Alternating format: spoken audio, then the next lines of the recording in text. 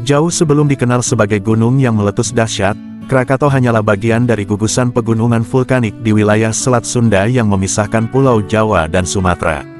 Gunung ini terbentuk akibat pergerakan lempeng tektonik Indo-Australia yang bertabrakan dengan lempeng Rasia jutaan tahun lalu. Awalnya, kawasan ini dihuni oleh sebuah gunung besar yang dikenal sebagai Gunung Purba Krakatau. Namun, sekitar tahun 416 Masehi, letusan besar pertama tercatat dalam sejarah, menghancurkan gunung tersebut dan menyisakan 3 pulau kecil, yaitu Rakata, Panjang, dan Sertung. Selama ribuan tahun setelah letusan itu, aktivitas vulkanik di bawah permukaan terus berlangsung, perlahan-lahan membangun kembali struktur gunung hingga terbentuklah Krakatau yang kita kenal saat ini. Dengan alam liar dan perairan biru yang mengelilinginya, Krakatau menjadi simbol kekuatan alam yang dahsyat sekaligus penuh misteri. Pada tanggal 26–27 Agustus tahun 1883, dunia menyaksikan salah satu letusan gunung berapi paling dahsyat sepanjang sejarah, yaitu letusan Gunung Krakatau. Aktivitas vulkanik ini dimulai beberapa bulan sebelumnya dengan gemuruh dan semburan abu yang mencapai langit. Namun, puncak kehancuran terjadi pada pagi hari tanggal 27 Agustus tahun 1883. Terdengar 4 ledakan besar yang suaranya mencapai jarak ribuan kilometer, bahkan terdengar hingga Australia dan Pulau Rodriguez di Samudra Hindia. Ledakan ini menyebabkan hancurnya sebagian besar tubuh Krakatau dan menciptakan tsunami besar setinggi lebih dari 30 meter yang menyapu pesisir Jawa dan Sumatera. Korban jiwa diperkirakan mencapai lebih dari 36.000 orang. Debu vulkanik yang terlempar ke atmosfer menyelimuti bumi selama berbulan-bulan, menyebabkan penurunan suhu global dan perubahan warna langit yang terlihat hingga Eropa. Fenomena ini bahkan memengaruhi lukisan terkenal seperti karya seniman Inggris, William Ashcroft.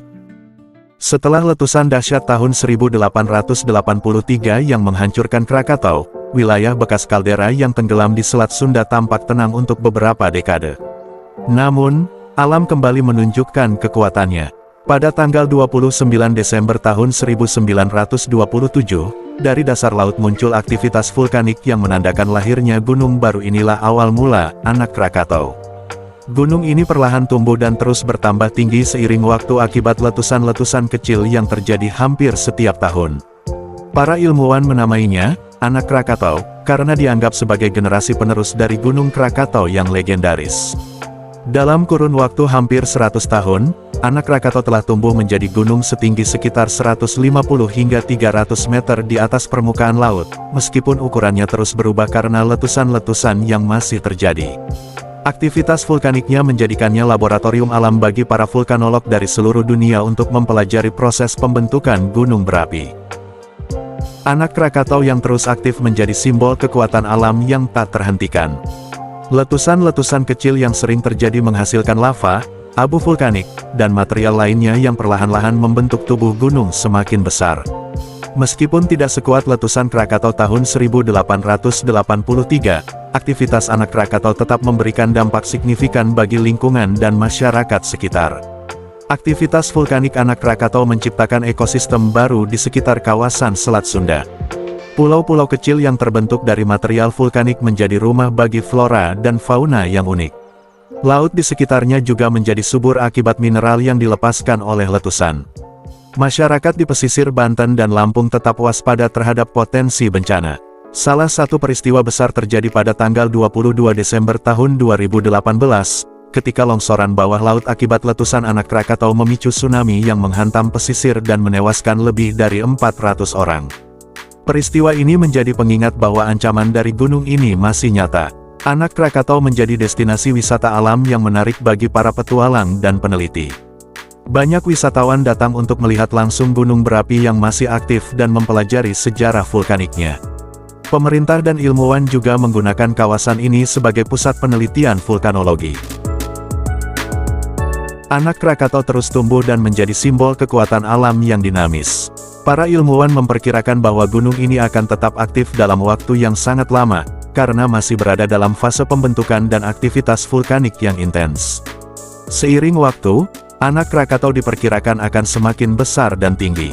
Aktivitas letusan kecil yang rutin mungkin akan terus terjadi, dengan sesekali disertai letusan yang lebih besar.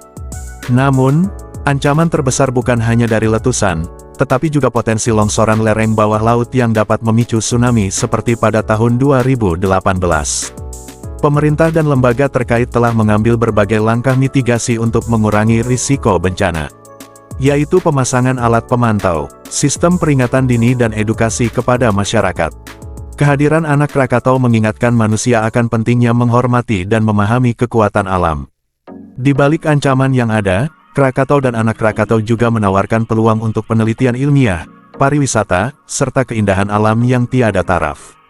Dengan cerita ini, sejarah Krakatau tidak hanya berbicara tentang kehancuran, tetapi juga tentang kelahiran kembali, adaptasi, dan harapan untuk hidup berdampingan dengan alam.